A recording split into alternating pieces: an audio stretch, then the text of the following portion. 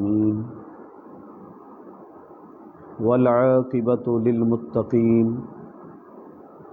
والصلاة والسلام على سيد الأنبياء والمرسلين وعلى آله الطيبين الطاهرين وعلى أصحابه الهادين المهديين أما بعد فأعوذ بالله من الشيطان الرجيم بسم الله الرحمن الرحيم يا أيها الذين آمنوا كلوا من الطيبات ما رزقناكم واشكروا لله إن كنتم إياه تعبدون آمنت بالله وصدق رسوله النبي الكريم اللهم صل على محمد وعلى آل محمد كما صليت على إبراهيم وعلى آل إبراهيم إنك حميد مجيد اللهم بارك على محمد وعلى آل محمد كما باركت على إبراهيم وعلى آل إبراهيم إنك حميد مجيد صلاة وسلاما عليك يا رسول الله وعلى آلك وأصحابك يا سيدي يا حبيب الله۔ ناظرین و سامعین، آج اللہ کے فضل و کرم سے 14ویں درس کے ساتھ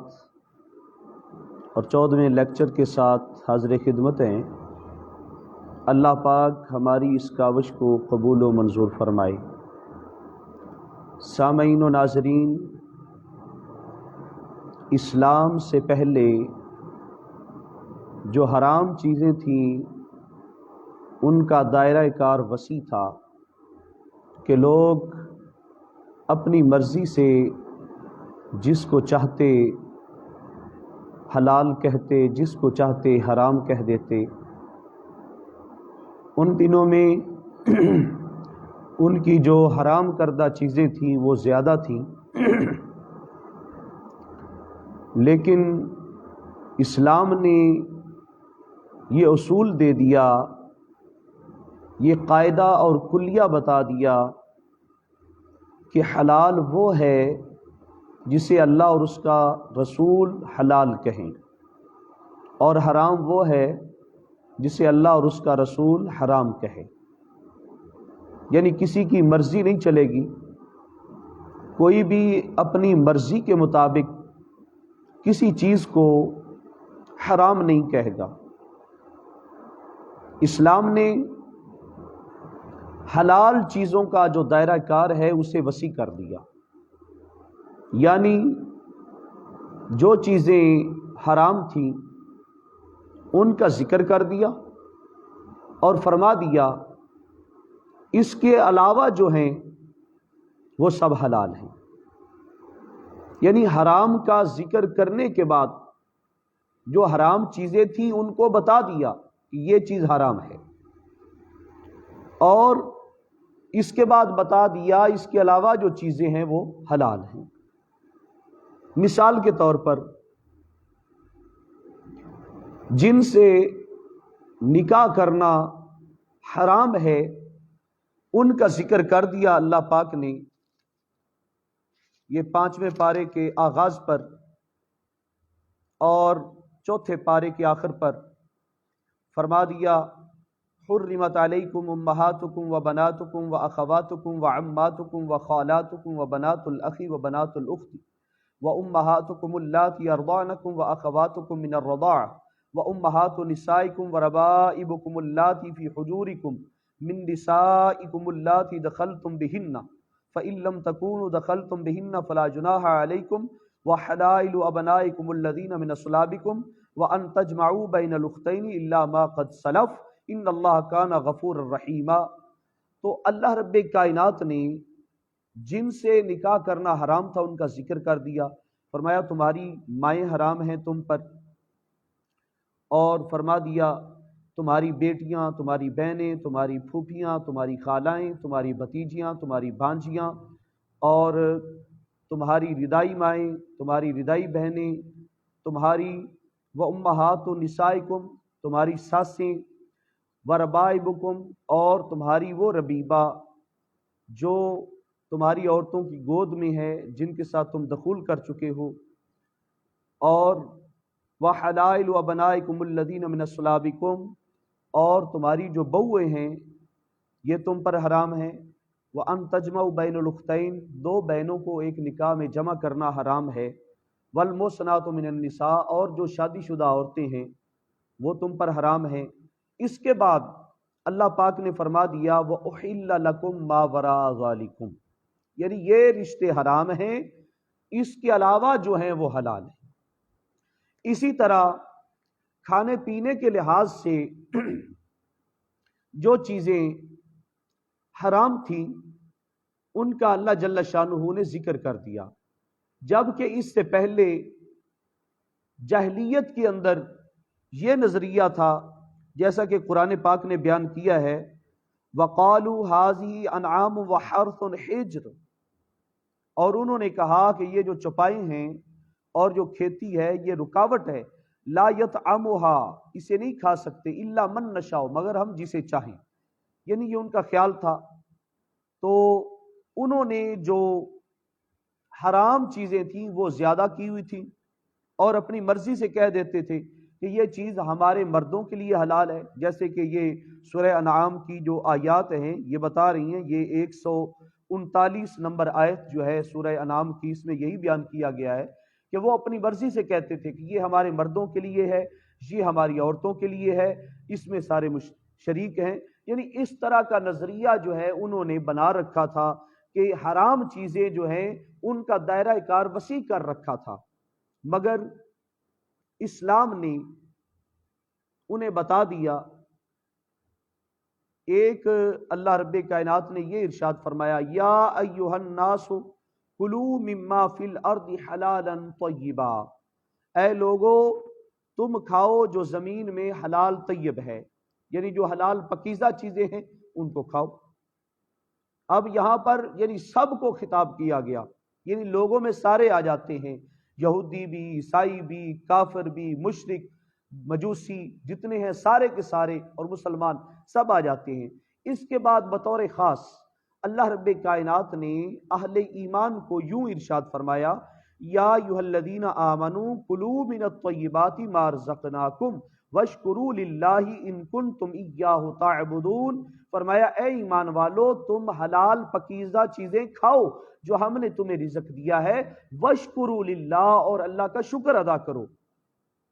ان کنتم ایاہ تعبدون، اگر تم اس کی عبادت کرتے ہو تو، یعنی اگر تم اس کی عبادت کرتے ہو تو پھر یہ کلیہ، یہ اصول، یہ قاعدہ اپنا لو کہ وہ چیزیں جو اللہ نے حلال کی ہیں وہ حلال ہیں، اور وہ چیزیں جو اللہ نے حرام کی ہیں وہ حرام ہیں۔ اپنی طرف سے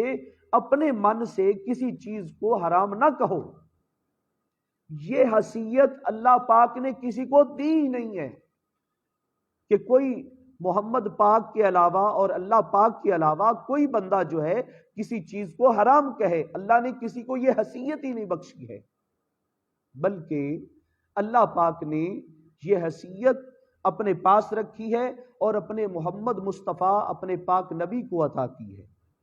کہ حضور چاہیں جسے حضور حلال کرنا چاہیں اسے حضور حلال کہیں اللہ کی مرضی کے مطابق، اور جس کو حضور حرام کرنا چاہیں اللہ کی مرضی کے مطابق اسے حرام کہیں۔ اور ویسے بھی اللہ پاک نے محمد پاک صلی اللہ تعالی علیہ وآلہ وسلم کی زبان پاک کے لیے فرمایا وَمَا يَنطِقُ عَنِ الْهَوَىٰ إِنْ هُوَ إِلَّا وَحْيٌ يُوحَىٰ، کہ میرا نبی جو ہے وہ اپنی مرضی سے بولتا ہی نہیں ہے، وہ جب بھی بولتا ہے وہ وحی الہی سے ہوتا ہے۔ تو سامعین و ناظرین، اللہ رب کائنات نے اہل ایمان کو یہ بتا دیا کہ ایمان والو جو میں تمہیں کہتا ہوں کہ یہ چیزیں حلال ہیں وہ حلال ہیں، اور جن کے بارے میں میں کہتا ہوں کہ یہ حرام ہیں تو وہ حرام ہیں۔ تو اللہ جل شانہ نے یہ قاعدہ بتا کر کہ جو چیزیں حرام ہیں ان کی فہرست بتا دی، جو کھانے کے لحاظ سے جو چیزیں حرام ہیں، جیسا کہ اللہ رب کائنات نے ارشاد فرمایا، اور یہ سورہ مائدہ کی آیات بینات ہیں جن میں اللہ پاک ارشاد فرما رہا ہے۔ اس میں باقاعدہ طور پر یہ سورہ مائدہ کے آغاز میں ہی اللہ رب کائنات نے بتایا ہے۔ اللہ اکبر۔ ارشاد فرمایا حرمت علیکم المیتہ، فرمایا تم پر مردار حرام ہے، جو مرا ہوا جانور ہے وہ حرام ہے، والدم اور خون، ولحم الخنزیر، خنزیر کا گوشت حرام ہے، وما اہل لغیر اللہ بہ، اور جو غیر اللہ کے نام پر ذبح کیا گیا ہے، یعنی وہ جانور جس کو ذبح کرتے ہوئے، یعنی وہ حلال جانور جس کو ذبح کرتے ہوئے غیر اللہ کا نام لیا گیا ہے، یعنی ان دا ذبح کے وقت جس جانور کو ذبح کرتے ہوئے اللہ کے نام کی بجائے کوئی اور نام لیا گیا ہے، جیسا کہ شاہ ولی اللہ محدث دہلوی نے اس آیت کا ترجمہ کرتے ہوئے یوں ارشاد فرمایا، آنچے نام غیر خدا بوقت ذبح او یاد کردہ شود، یعنی جس حلال جانور کو ذبح کرتے ہوئے غیر اللہ کا نام لیا جائے، اللہ کے نام کے علاوہ کوئی اور نام لیا جائے، جیسا کہ کافر لوگ جو ہے لات عزا منات کا نام لیتے تھے، تو اللہ رب کائنات نے فرمایا کہ وہ جانور اگرچہ وہ حلال بھی ہو، اگر اس کو ذبح کرتے ہوئے غیر اللہ کا نام لیا جائے تو اللہ جل شانہ نے ارشاد فرمایا کہ وہ جانور جس پر غیر اللہ کا نام ذبح کرتے وقت لیا گیا ہے وہ کیا ہے؟ وہ حرام ہے، یعنی اسے نہیں کھایا جائے گا۔ اب اپنی تعویل کرنا اور کہہ دینا کہ جس چیز پر غیر اللہ کا نام آ جائے وہ حرام ہے، مثال کے طور پر ہم قربانی کا جانور لیتے ہیں، اس میں جو شرکا ہیں وہ یا تو 7 ہوتے ہیں، اگر بکرا بکری ہے، دمبا وغیرہ ہے یا بھیڑ وغیرہ ہے تو اس میں ایک ہوتا ہے، یعنی ایک کی طرف سے ہوتی ہے، تو ظاہر ہے کہا جاتا ہے ہاں جی یہ دمبا کس کا ہے جی؟ یہ اسلم کا دمبا ہے۔ یہ قربانی کس کی ہے جی؟ یہ اسلم کی قربانی کا جانور ہے جی۔ اس میں یہ 7 شرکا ہیں، یہ 7 شرکا کی طرف سے ہے جی، تو اب نام جو ہے وہ تو غیر اللہ کا ہی ہے نا جی، جتنے بھی شرکا ہیں وہ سب اللہ تو نہیں ہے، غیر اللہ ہیں۔ اگر ایسا کہا جائے کہ جناب اب چونکہ غیر اللہ کا نام آ گیا اس جانور پر تو یہ حرام ہو گیا، بھئی ایسی بات نہیں۔ جب کسی جانور کو ذبح کیا جا رہا ہے، ذبح کرتے وقت غیر اللہ کا نام لیا جائے تو وہ جانور حرام ہوگا، یہاں تک کہ اگر کسی نبی کا نام لیا جائے، بسم اللہ اللہ اکبر کہنے کی بجائے بسم ابراہیم کہا جائے، بسم اسماعیل کہا جائے، بسم موسیٰ کہا جائے، بسم عیسیٰ کہا جائے اور بسم محمد کہا جائے، تو جس جانور کو ذبح کرتے وقت غیر اللہ کا نام لیا جائے وہ جانور حرام ہوگا۔ ایسا نہیں ہے کہ کسی جانور پر ہم نام لے دیتے ہیں کہ یہ فلاں کی طرف سے ہے، یہ جانور جو ہے اس کو صدقہ کر رہے ہیں،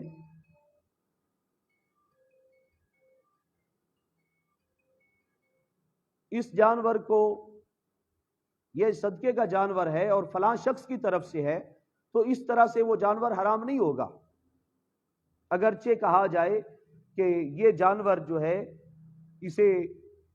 غوث پاک کے نام پر چھوڑا ہوا ہے، یہ ان کی طرف سے، یعنی ان کو ایصال ثواب کرنے کے لیے ہے،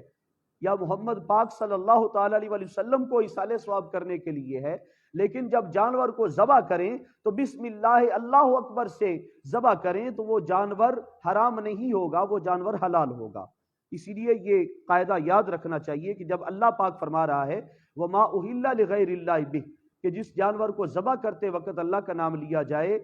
وہ جانور حلال ہوتا ہے، غیر اللہ کا نام لیا جائے تو وہ جانور حرام ہوگا، یہ قاعدہ ذہن میں رکھنا ہے۔ فرمایا وَالْمُنْخَنِقَةُ، وہ جانور جو گلا گھونٹ کر بھرا ہوا ہے، وَالْمَوْقُوذَةُ، جسے چوٹ لگ کر چوٹ لگی ہے اور چوٹ لگنے سے وہ مرا ہے، اور اس کے ساتھ والمتردیہ، اور جو بلندی سے گر کر مرا ہو، والنطیحہ، جسے سینگ لگا ہے، کسی دوسرے جانور نے مارا ہے اور وہ مر گیا سینگ کی وجہ سے، فرمایا یہ جانور حرام ہیں۔ وما اکل السبع، اور جو درندے کا کھایا ہوا ہے وہ جانور بھی حرام ہے۔ الا ما ذکیتم، ہاں جس کو تم نے ذبح کر لیا، یعنی اسے درندے نے کاٹا ہے مگر پھر آپ نے اسے پکڑا اور اسے ذبح کر لیا تو وہ پھر جو ہے حلال ہو جائے گا، ادروائز درندے کا کھایا ہوا جو ہے وہ مردہ وہ حرام ہوگا۔ وما ذبح علی النصب، اور جو بتوں کے نام پر ذبح کیا گیا وہ بھی حرام ہے، اور جو پانسے اور گوٹیوں کے ساتھ جو تم بانٹتے ہو، جیسا کہ دور جاہلیت میں ہوتا تھا، پانسے اور تیروں کے ساتھ جو ہے لوگ جو ہے بانٹتے تھے اور اس جانور کے اندر بعض دفعہ جو ہے پورا ڈال دیتے تھے اور تیر کے ساتھ فال نکالا کرتے تھے، ان جانوروں کو اللہ رب کائنات نے فرمایا کہ یہ سارے جانور جو ہیں یہ حرام ہیں۔ اب جو حرام جانور ہیں ان کو ڈیٹیل سے بتا دیا اللہ رب کائنات نے، اور یہاں پر اللہ پاک نے فرمایا یسألونک ماذا احل لہم، لوگوں نے یہ سوال کیا ہے کہ ان کے لیے حلال کیا ہے، یعنی جو چیزیں حلال ہیں وہ بتا دی جائیں اور پھر باقی سب کو حرام سمجھ لیں گے۔ اللہ رب کائنات نے اس کے برخلاف جو حرام چیزیں ہیں ان کو بتا دیا اور فرمایا قل احل لکم الطیبات، فرما دیجئے کہ تمہارے لیے پاکیزہ جو چیزیں ہیں، پاک طیب چیزیں ہیں وہ حلال ہیں۔ وما علمتم من الجوارح، اور فرمایا یہاں تک کہ جو کتوں کو سدھارتے ہو اور کتوں کو شکار کرنا سکھاتے ہو، وہ کتے جو شکار کرنا سیکھ جاتے ہیں جن کو تم نے سکھایا ہے، تو اللہ رب کائنات نے فرمایا کہ جس جانور کا انہوں نے شکار کیا ہے، اس میں شرط یہ ہے کہ کتے کا وہ شکار جائز ہوگا، اس کے لیے دو شرطیں ہیں کہ جب کتے کو چھوڑا ہے، سدھایا ہوا کتا ہے جس کو آپ نے سدھایا ہے اور اس کو تربیت دی ہے، وہ کتا اگر بسم اللہ پڑھ کر چھوڑا گیا ہے اور کوئی دوسرا کتا اس کے ساتھ شریک نہیں ہے، تو پھر اس صورت میں جس جانور کو یعنی چھوڑتے ہوئے، کتے کو چھوڑتے ہوئے بسم اللہ اللہ اکبر کہا ہے اور اس جانور نے پھر کھایا بھی نہیں ہے، ایسا نہیں ہے کہ وہ جانور اس کو آپ نے چھوڑا ہے کتے کو اور وہ سارا جو ہے کھا گیا ہے اور آپ سمجھے کہ اب یہ حلال ہے، یہ نہیں، یعنی جس جانور کو سدایا ہوا ہے وہ شکار اپنے مالک کے لیے پکڑے نہ کہ اپنے لیے، یعنی اسے کھا نہ جائے، تو اس صورت میں اس جانور کا شکار کیا ہوا جو ہے وہ حلال ہوگا۔ تو اللہ رب کائنات نے یہ بتا دیا، اور پھر اللہ پاک نے ارشاد فرمایا الیوم احل لکم الطیبات، فرمایا آج کے دن تمہارے لیے جو پاکیزہ چیزیں ہیں وہ حلال کر دی گئی۔ اور سورہ انعام میں تو اللہ پاک نے جو ہے باقاعدہ طور پر 8 جو جوڑے ہیں ان کا جو ہے ذکر فرما دیا اللہ پاک نے کہ یہ 8 جوڑے، یہ آیت نمبر جو ہے جس میں اللہ رب کائنات نے جو حلال جانور ہیں ان کا ذکر فرما دیا، ہاں یہ آیت نمبر 143 ہے غالباً، فرمایا ثمانیت ازواج، 8 جوڑے ہیں، من الضأن اثنین، فرمایا بھیڑ کا جوڑا ہے اور بکری کا جوڑا ہے، قل الذکرین حرم ام الانثیین، فرما دیجئے کیا یہ دونوں مذکر حرام ہیں یا دونوں مؤنث حرام ہیں، یا جو ان کے پیٹ کے اندر ہے مؤنث کے پیٹ کے اندر، نبئونی بعلم ان کنتم صادقین، مجھے علم کے ساتھ بتاؤ اگر تم سچے ہو، ومن الابل اثنین ومن البقر اثنین، اللہ پاک نے فرمایا کہ اونٹوں کا جوڑا ہے اور گائے کا جوڑا ہے، قل الذکرین حرم ام الانثیین، فرما دیجئے کیا دونوں مذکر حرام ہیں یا دونوں مؤنث حرام ہیں، اب مشتملت علی ارحام الانثیین، یا جو مؤنث کے یعنی جو مادہ کے پیٹ میں ہے وہ حرام ہے، تو اللہ پاک نے تفصیل بتا دی کہ یہ جانور جو ہیں یہ 8 جانوروں کا ذکر کیا، یہ 4 جوڑے ہیں، 8 ثمانیت ازواج یعنی 8 جوڑے ہیں جانوروں کے، تو اللہ رب کائنات نے ان کا ذکر فرما دیا قرآن پاک کے اندر، اور باقی یہ قاعدہ بتا دیا کہ یہ جانور حرام ہے، یہ جانور حرام ہے، یہ جانور حرام ہے۔ تو تفصیل بھی اللہ پاک نے بتائی ہے قرآن پاک میں. اور پھر فرمایا اللہ پاک نے الیوم احل لکم الطیبات، فرما دیجئے جو پکیزہ چیزیں ہیں وہ تمہارے لیے حلال ہیں. وطعام الذین اوتوا الکتاب حل لکم، اہل کتاب کا جو کھانا ہے یہ تمہارے لیے حلال ہے اور تمہارا کھانا ان کے لیے حلال ہے. والمحصنات من المؤمنات، اور جو پاک دامن عورتیں ہیں مومن عورتیں، والمحصنات من الذین اوتوا الکتاب من قبلکم، اہل کتاب کی جو خواتین ہیں ان کی جو عورتیں ہیں، اذا آتیتموہن اجورہن، جب تم ان کو ان کے حق مار دے دو. تو اللہ رب کائنات نے یہ بھی بتا دیا کہ اہل کتاب ان کا جو ذبیحہ ہے وہ بھی جائز ہے، مگر اس کے لیے شرط ہے. اہل کتاب کا ذبیحہ اس صورت میں حلال ہے جب کہ اللہ کے نام پر ذبح کیا گیا ہو، یعنی اہل کتاب میں سے کسی نے اسے ذبح کیا ہے تو ذبح کرتے وقت اللہ کا نام لیا گیا ہے تو پھر وہ جانور جو ہے اہل کتاب کا بھی پھر حلال ہوگا. اور اسلام کے مطابق حلال جانور ہو، یعنی جو اسلام نے بتایا ہے اس کے مطابق حلال جانور ہو تو اس کو ذبح کیا گیا ہو اللہ کے نام پر، اس صورت میں جو ہے اہل کتاب کا ذبیحہ جو ہے وہ جائز ہوگا. اسی طرح اس آیت میں اہل کتاب خاتون سے، عورت سے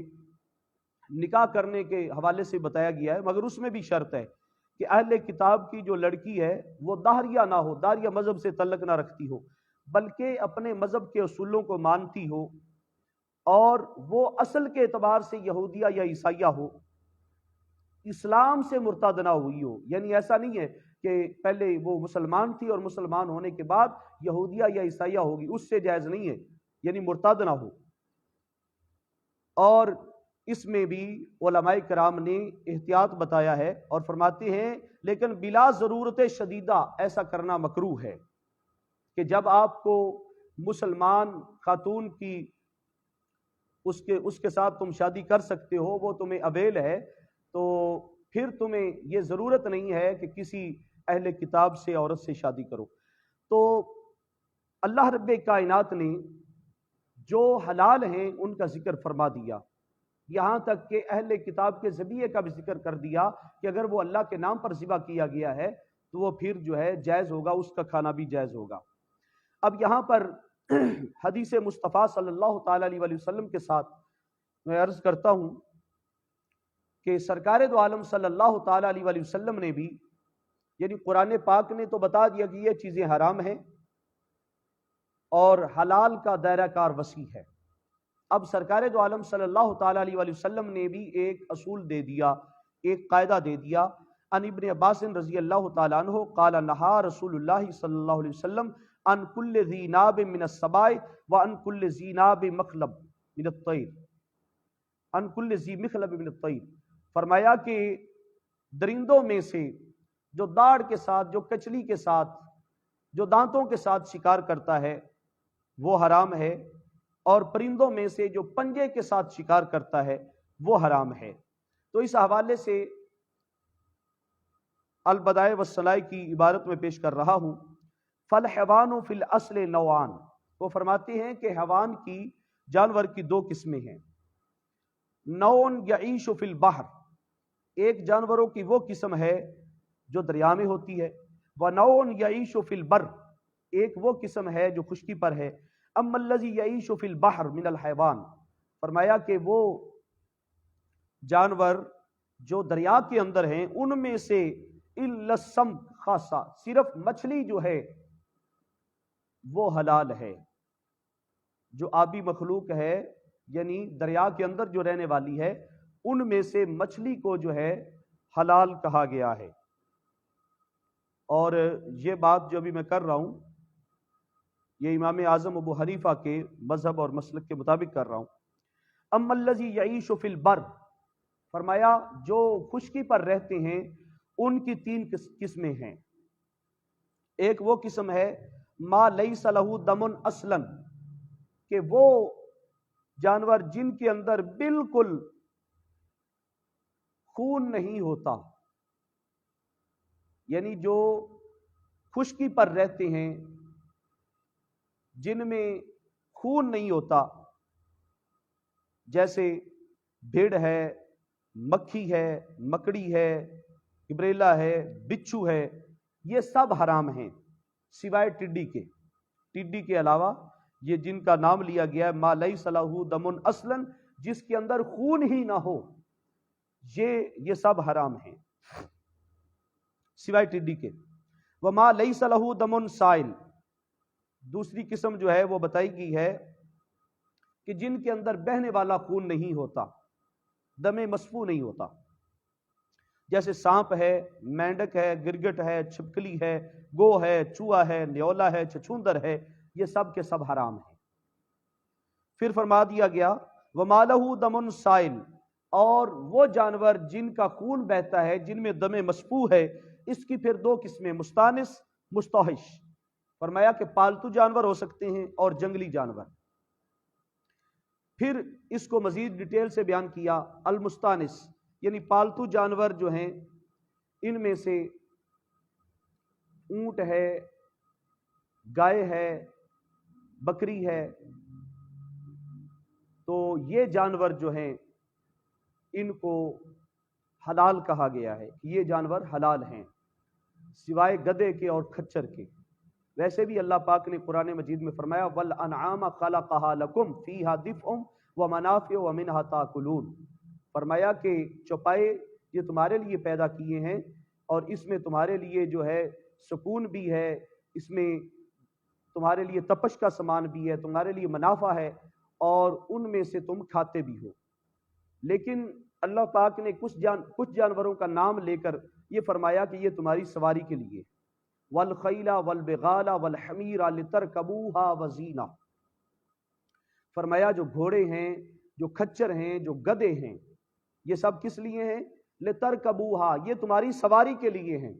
اللہ پاک نے یہاں پر یہ ذکر نہیں کیا ہے گھوڑے کا، کھچر کا اور گدھے کا نام لے کر اللہ پاک نے یہ نہیں کہا ہے لتاکلوا کہ یہ تمہارے کھانے کے لیے، اللہ پاک نے یہ فرمایا ہے لترکبوها وزینہ، یہ تمہاری سواری کے لیے ہیں۔ اچھا، اور کچھ جو ہیں جنگلی جانور